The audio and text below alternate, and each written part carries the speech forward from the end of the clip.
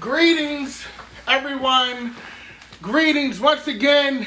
It has been a minute. I've been gone for a minute, but I'm back with the jump off. It's been crazy.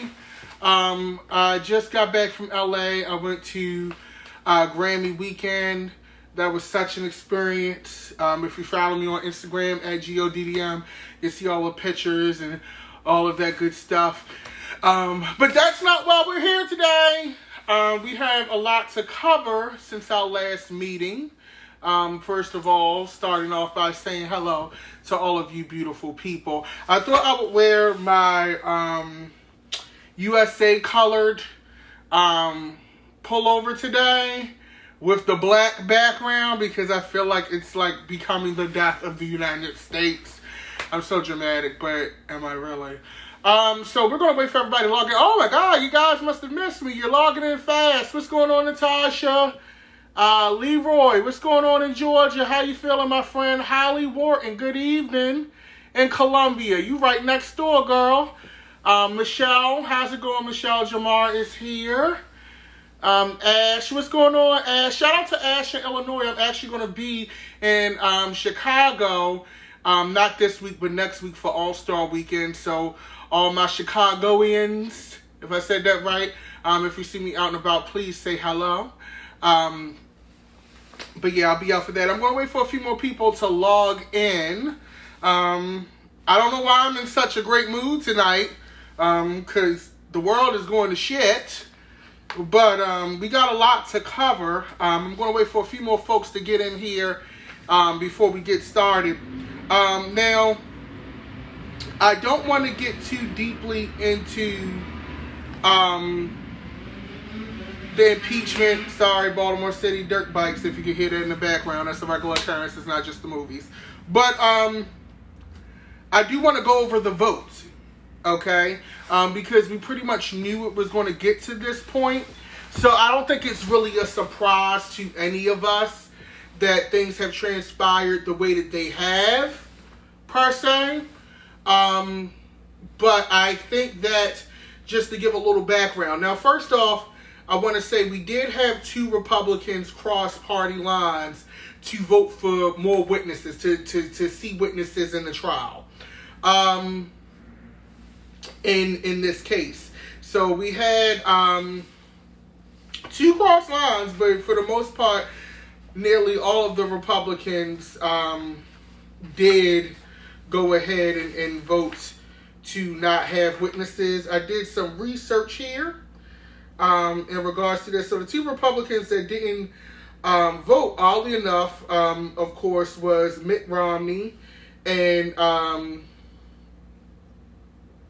believe it was it Susan McCoskey? I don't think so.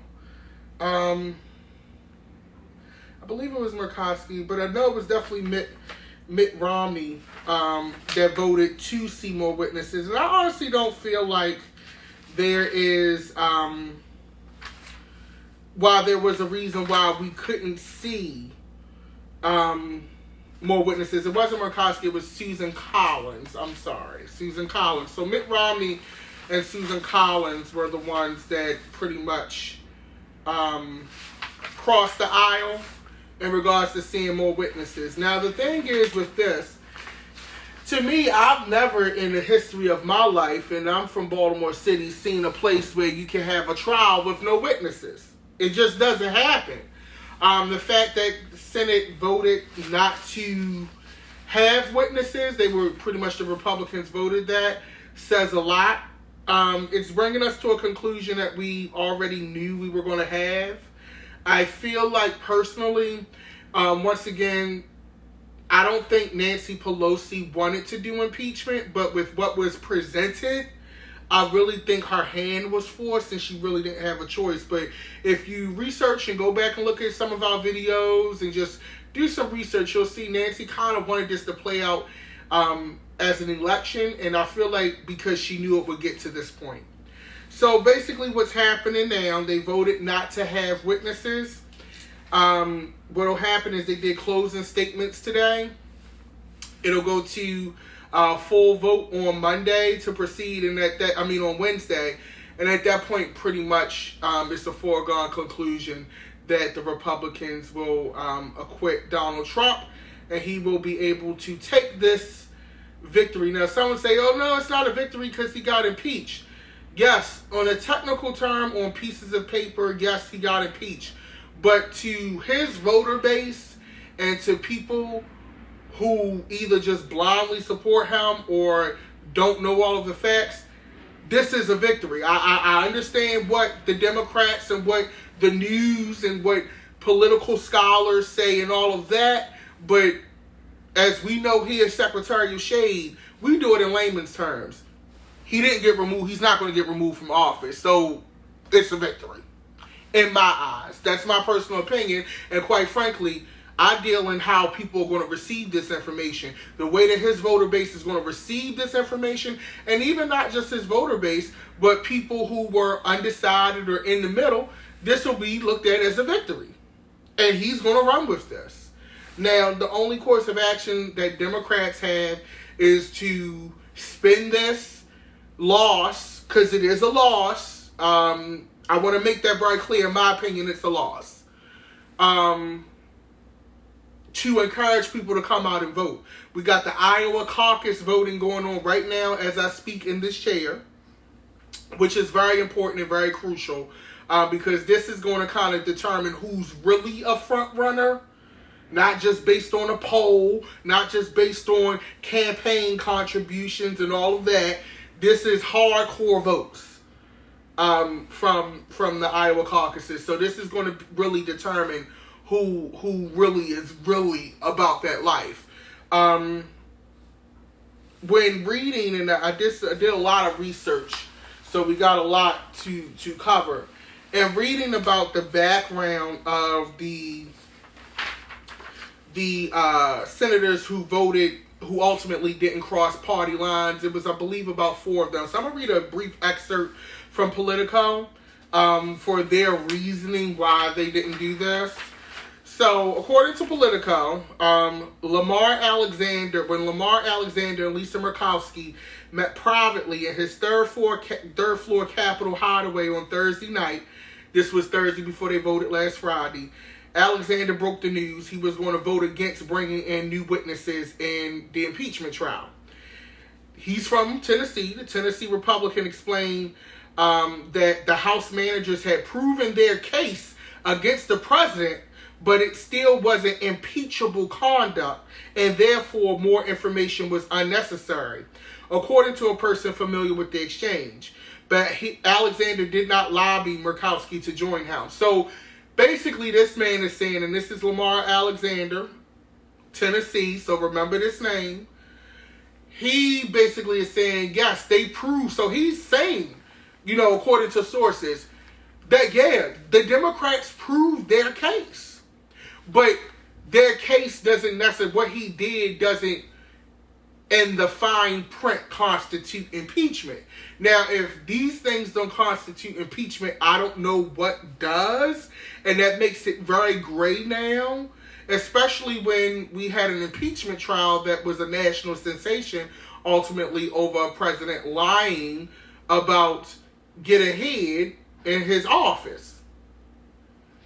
That was not a threat to national security. It wasn't a threat to our financial stability. It was really gossip. It was gossip. And I find it interesting that Ken Starr was the attorney pushing to get Clinton impeached. And in this case, he's on Team Trump, which I find interesting. Alexander also forwarded his statement announcing his decision to Susan Collins. Now, Susan Collins went ahead and bit the bullet. She voted to have more witnesses come in, who would soon send her own press release in favor of hearing from witnesses, which she shared with Mitt Romney. So Mitt Romney and Susan Collins both shared that. The 4 Republican senators have been crucial swing votes. So these 4 senators, you got Murkowski, you got Collins, Mitt Romney, and Lamar Alexander. They banded together to devise holding a vote on witnesses in the first place, a deal that helped seal unanimous GOP support for the rules of impeachment trial.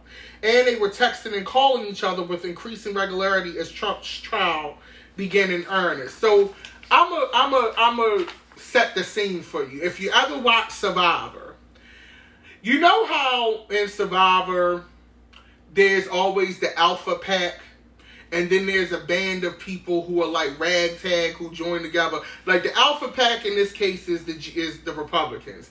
The ragtag people who band together, that's basically the Democrats. Then you got these outlying people who are part of the alpha pack, but they're not necessarily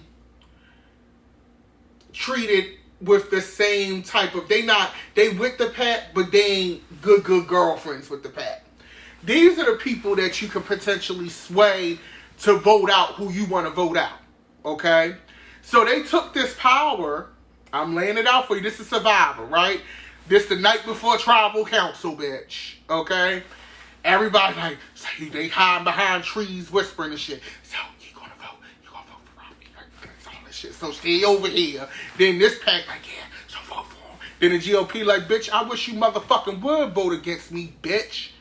That's the GOP. Then the Democrats like, come on over here, girl. Then, so everybody's saying before, oh, I don't know. Then you get in tribal council in front of Jeff, bitch. Everybody cast that ballot, and only 2 people crossed the line, bitch. Mitt Romney probably didn't give a fuck at this point. Susan Collins had some shit going on in her own territory, so she's trying to save face. The other 2 was like, fuck it, we ain't fucking our shit up. My seat is secure, bitch. I guess we won't hear no motherfucking witnesses, because they don't want to hear, and I don't feel like fucking arguing. So that's what the fuck happened. That's layman's terms. If you understood that, this was an episode of Survivor. This is right before the tribes merge, the mid-season finale before they go off a break, bitch. This is what it was given. This is what this whole thing was given. I hope you got that. Now, that's pretty much the background for that as far as that happens. Now, of course, no witnesses coming. The trial is pretty much a dead end. But here goes one thing. So Adam Schiff, I pulled this. I got notes, bitch. Adam Schiff basically continuing with our Survivor theme. So you don't get the votes to do the impeachment trial. But here's a twist, bitch. It's a last-ditch effort where it might be an immunity idol or some shit. So Jeff Schiff trying to bluff for the immunity idol today. For those of you, if you don't watch Survivor and you're keeping with the Survivor theme, bitch, an immunity idol can turn the vote over.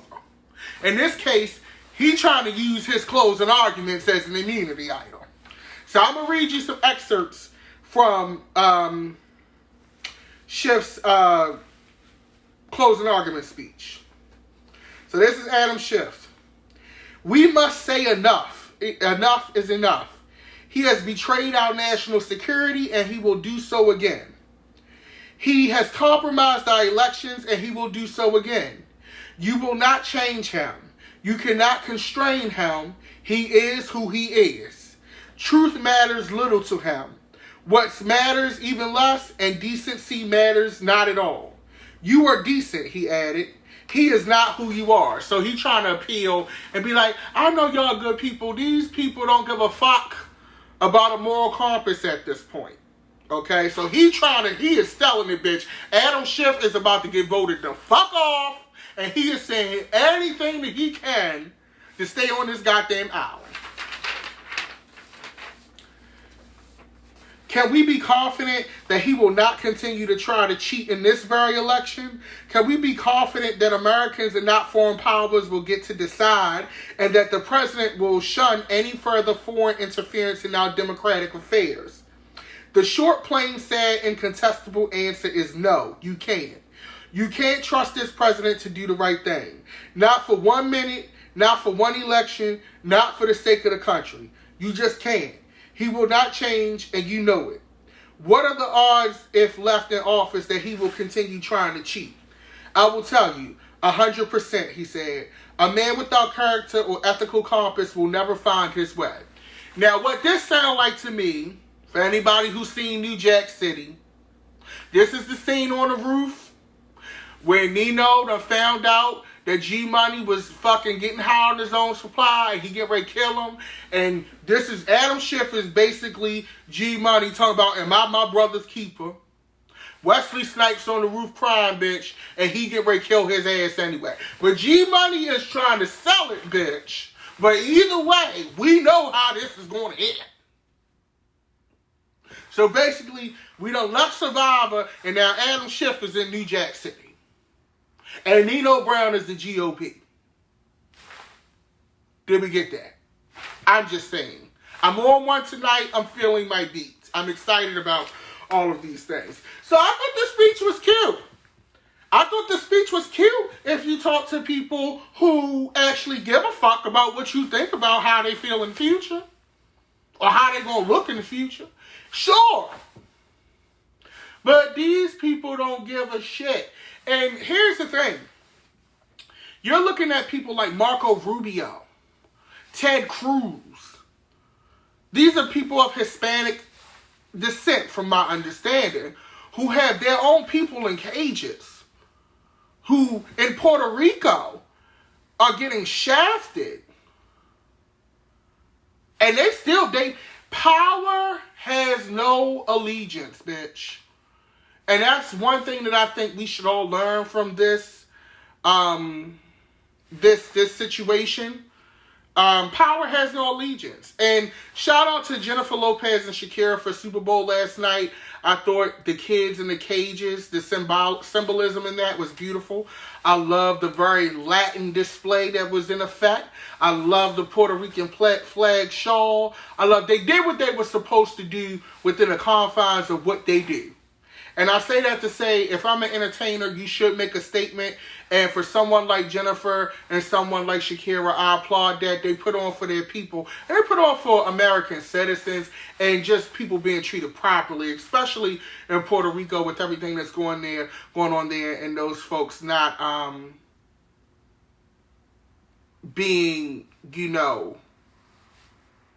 treated fairly. So I think that they did an excellent job. Whether you like Jennifer singing or not, bitch, that is none of my business. I know I lived. I thought the outfits was kind.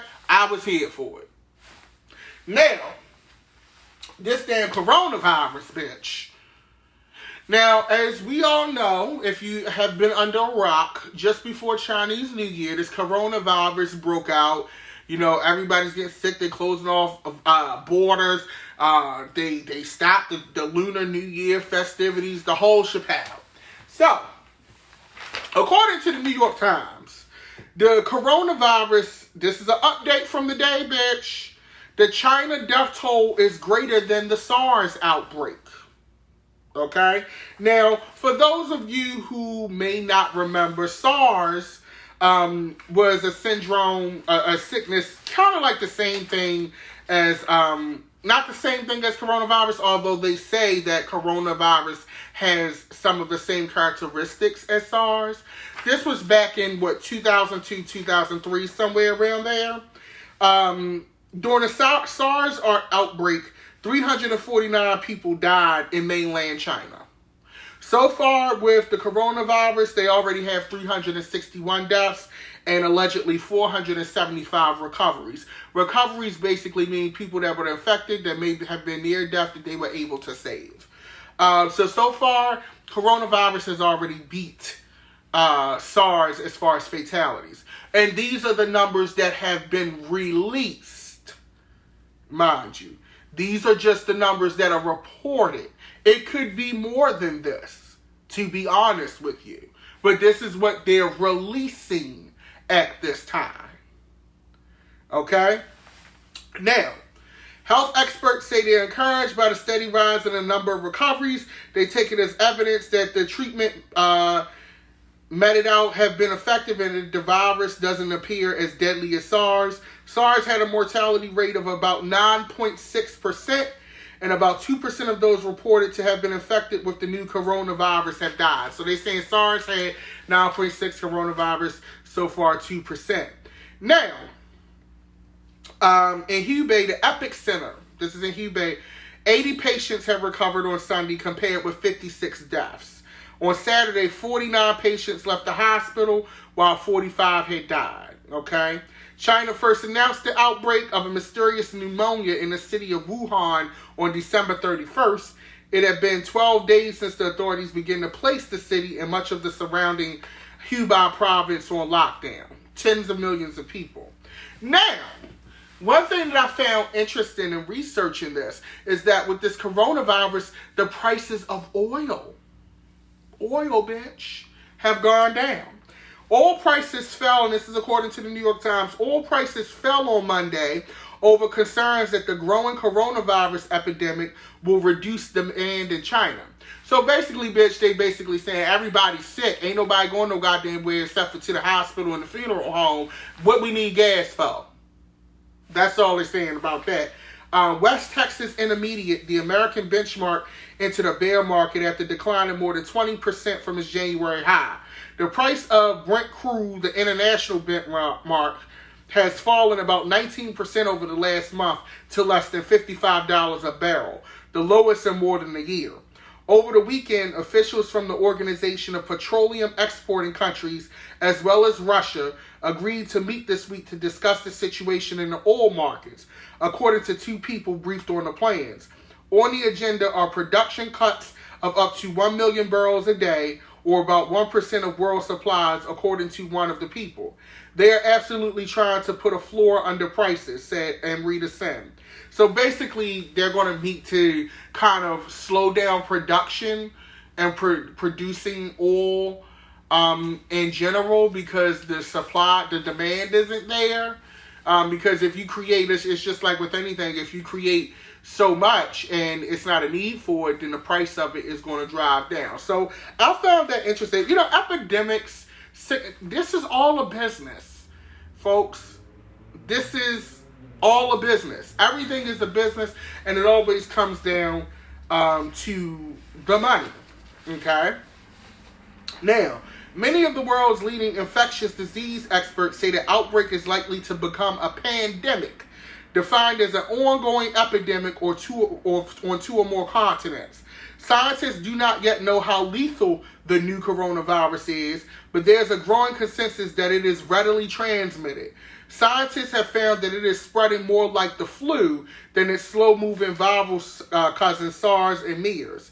It's very, very transmissible, and is almost certainly it is going to be a pandemic. Okay? This is from Dr. Anthony Fauci from the National Institute of Allergy and Infectious Disease. Okay? Now, of course, the airports are quarantining in regards to this.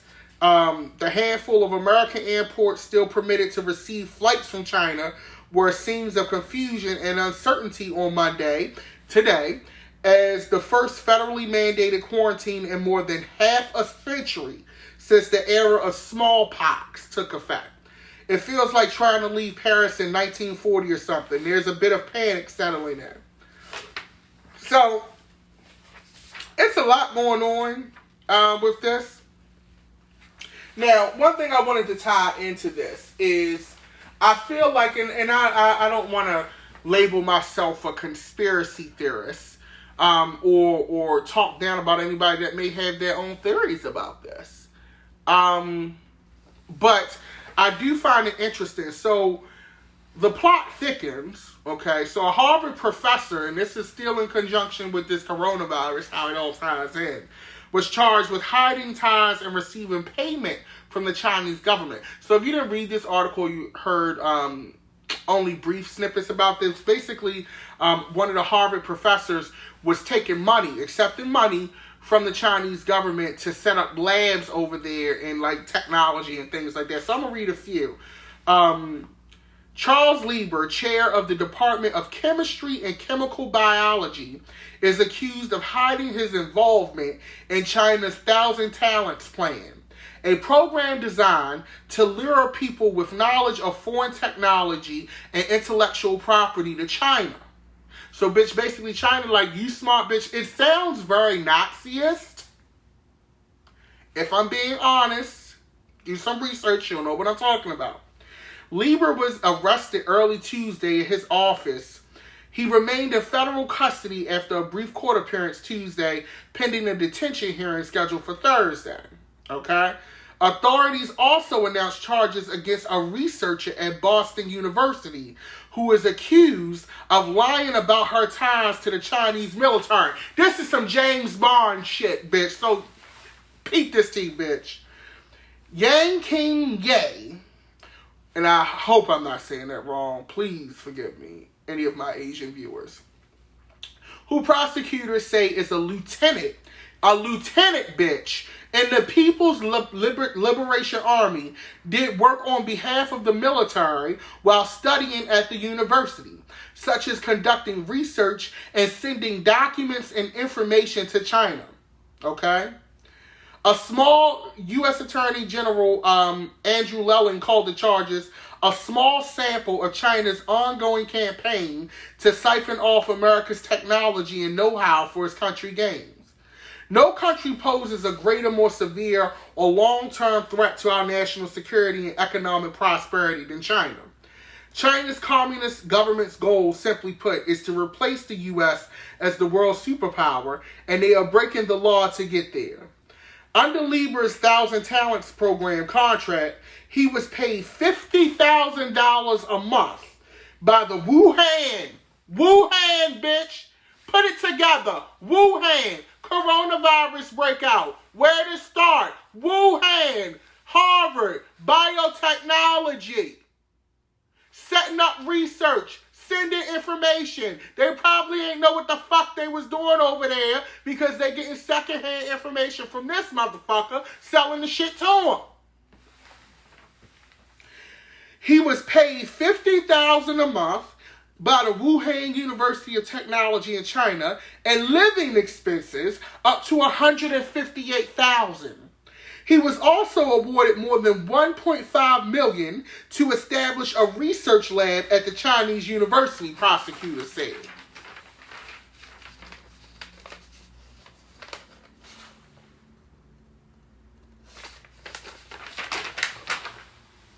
In exchange, prosecutors say, Lieber agreed to publish articles, organize international conferences, and apply for patents on behalf of the Chinese university, among other things. Okay? The charges brought by the U.S. government against Professor Lieber are extremely serious. Harvard is cooperating with federal authorities, including the National Institutes of Health, and is conducting its own review of the alleged misconduct. Last month, okay, so bitch, even more tea, okay? Last month, a medical student from China was also charged in Boston with trying to smuggle vials of research specimens in a sack in his suitcase bound for China. Xiaosong Zheng, who was in the U.S. on a visa sponsored by Harvard, is accused of stealing the materials from a lab at Beth Israel Deaconess Medical Center. Zheng was held without bail by a judge who ruled he was a flight risk. Okay?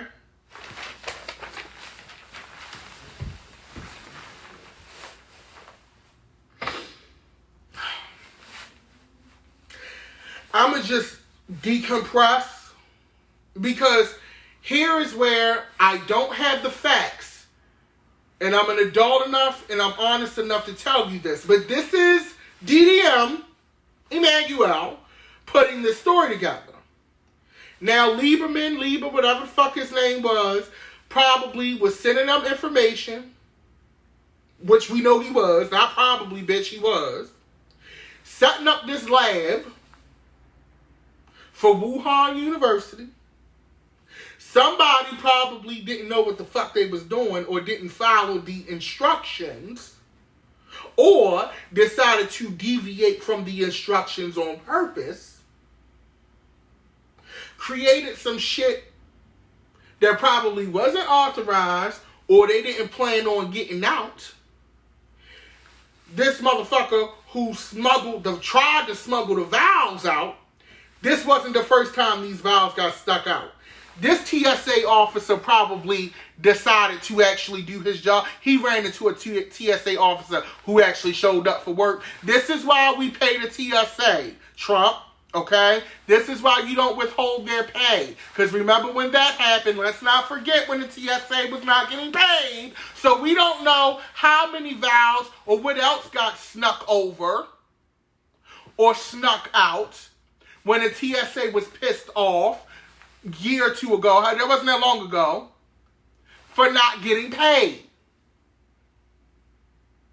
You see how all of this shit has consequences with this man? Everything ties back. And like I said, I don't have... This is my putting the story together in my head to make it make sense for me. Okay? So he ran into a TSA... This guy who got caught smuggling ran into the right TSA agent. But how many times have you and me went to... We flying out, bitch. We got on our Gucci flip-flops. You know, we take off our shoes. Anybody trying to tie shit. We got our sunglasses on. Our weekend bag and shit. We done snuck in our large bottle of expensive lotion or that water. And TSA just let it slide on through. Okay? Imagine if there was a vial, how many vials got slid through. And we don't know what the fuck was in these vials. Then you got somebody who's supposed to be a student, and she's a lieutenant. Not a soldier. Not somebody that they got a hold of and try to blackmail. A whole lieutenant in the army, bitch. Got a visa. Got over here. Got into school. And got access to sensitive information. A whole lieutenant.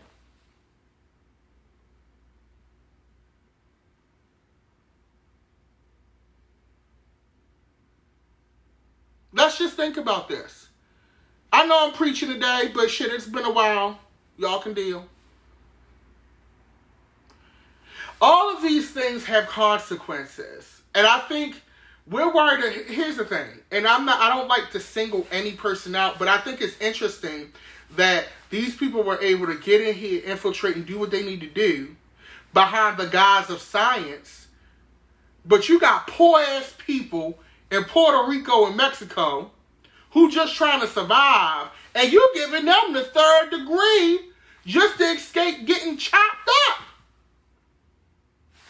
Make it make sense? That's all I'm saying. Okay? For all of your, and this is my thing, for all of your border control work and blocking certain countries from getting visas, you still had infiltration at a high level in this country.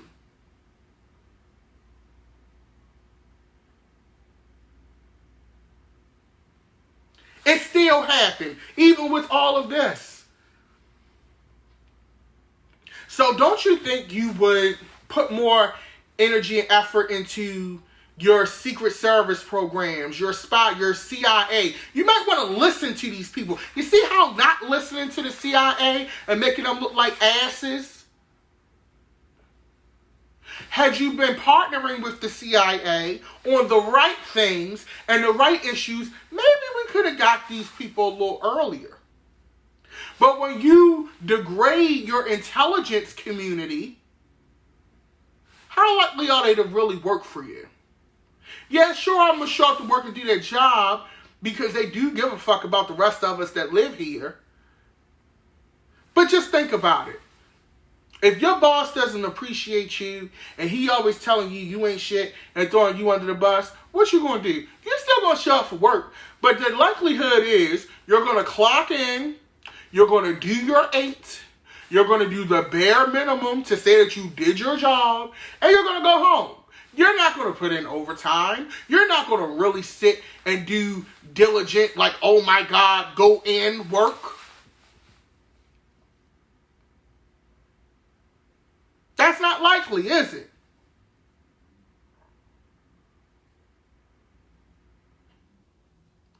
Not saying it is right, but I deal with how people think. And someone just said that sounds like a Baltimore Police Department state of mind. You're absolutely fucking right. But I deal in reality and how I know people are. Because see, one thing that doesn't change is human nature. And we can sit and negotiate and negate and debate all of the rules and what should be done and what we put on the books and moral standards and all of that. But what we need to look at is people. Because even though we sit and write all these grand plans and rules and regulations, it's still a motherfucker that's going to HR. So let's just think about that. And that's all I'm going to say about that. But I find this really, really interesting. Now, more shit to the fire. This damn Brexit. Now, on the 31st of January, the UK officially left the EU. Now, there is a transition period that is in effect until December 31st of this year, 2020. In this time, people with UK citizenships or EU citizenships can still freely travel to the UK and the European Union without any consequences. Everything, for the most part, stays the same. But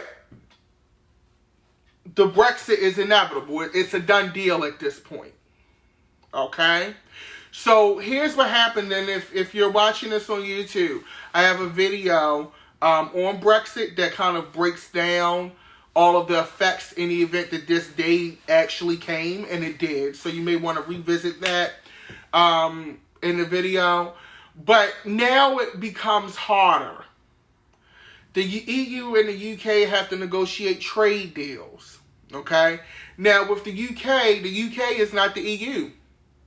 The EU is about 28 countries or something like that. The UK is one country. The UK more than likely now will have to go to China for certain things. They may have to deal with Russia on certain things. Because now they have to look at their whole country and the benefit of what's going to benefit this country. Whereas they had that security blanket and that backing of 27 other countries or so. So this UK Brexit, I say, and somebody said, "Oh, Didi, why are you covering this?" Because this, in long run, will eventually have an effect on the U.S. economic system, how we do business with the UK, how we do business with the EU, and the fact that we're not necessarily in good standing with a lot of the members of the EU, and our relationship with the UK is rocky. This will all have consequence. And if you're traveling, it used to be, people would go to Britain and then they would take the train to Paris or go to Berlin and all of that. And you could do that all off of one passport for those of you who may have not traveled in that sector. You could do it all off of one passport. It was all one you need to go through. Not anymore. Okay? Not anymore. So if your ass is going to Britain, bitch, you're going to Britain. You're not going to Paris. You're not going to Berlin. You ain't going to all these other. Your ass is in Britain. You in London. And I think what we're seeing here, and this is like I said, this is my personal opinion.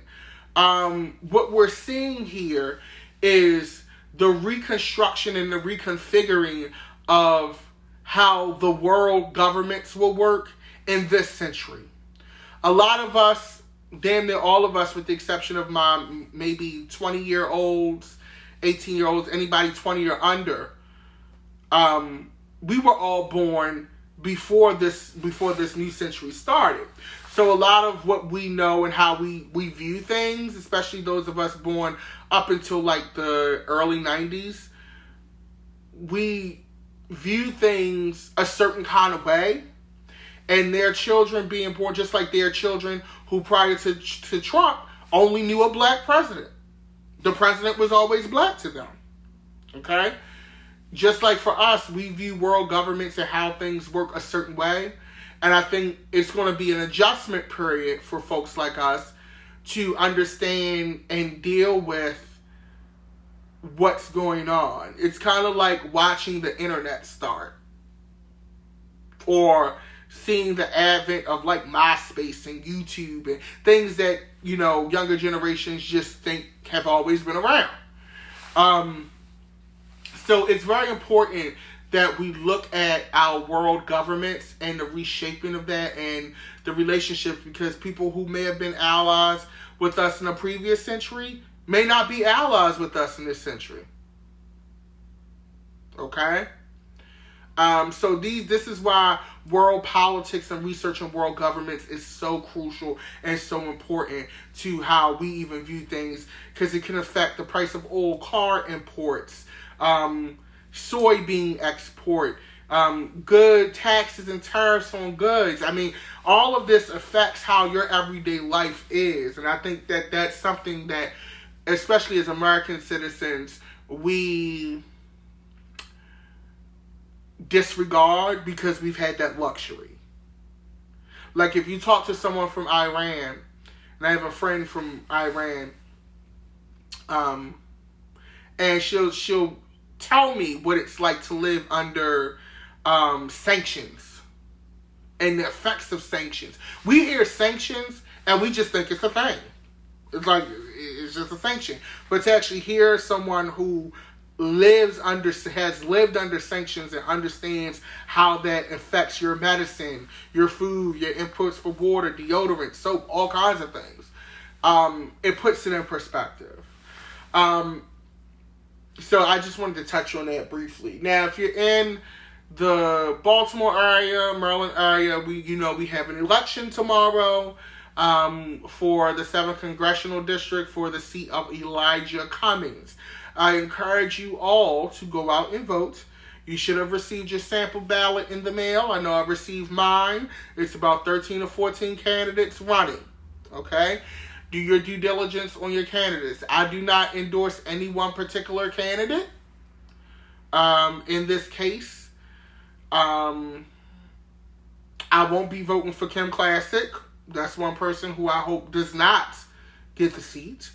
And I will say that. You have a few familiar folks running for the seat. It's basically the Hunger Games for the seat. So look at the candidates. Like I said, it's about 13 or 14 of them. Do your research and show up at the polls. The polls will be open from 7 a.m. Eastern Standard Time. They close at 8 p.m. Eastern Standard Time. So you have from 7 a.m. to 8 p.m. to cast your vote. Schools are closed tomorrow, so you don't have to worry about taking the kiddies up. Make sure that you go ahead and cast your vote, because this seat is very important. It is very crucial to this district and how things are done. So make sure you choose wisely, and may the odds be ever in your favor, bitch. But on that note, I think we've had a great time. If you're watching on YouTube, make sure you hit the bell for notifications. If you're not following me on Instagram, make sure you follow me at GODDM Chicago. I will see you next week at NBA All-Star Weekend. I will say this before we close out. Rest in peace to Kobe Bryant, his daughter Gianna, and all of the people who died in that horrific crash. I actually was in Los Angeles when Kobe died for Grammy weekend. And being there was very cloudy, very gloomy in Los Angeles weather-wise that day in general. A little cold, too, for LA weather. And when I heard the news, I was actually in my Uber on my way to Crenshaw to go have breakfast with a friend. And you could hear it playing out of everybody's car radios. It was like, and the feeling in Los Angeles was so sad. And I went into the breakfast spot in Crenshaw, and you know, I love black people. I love our people, because they just was going off. The old ladies was falling out. It was the whole goddamn thing. But rest in peace. Definitely a tragic situation. You know, hopefully I send my prayers to Vanessa Bryant and his 3 other girls and everybody personally affected. It's hard to say everybody personally, because I feel like a lot of people around the world were affected, but for those personally affected by this tragedy, you do have my love and sympathy. But on that note, I want to thank you for tuning in. We'll be meeting up shortly. And you guys have a great evening. Peace and love. Signing off.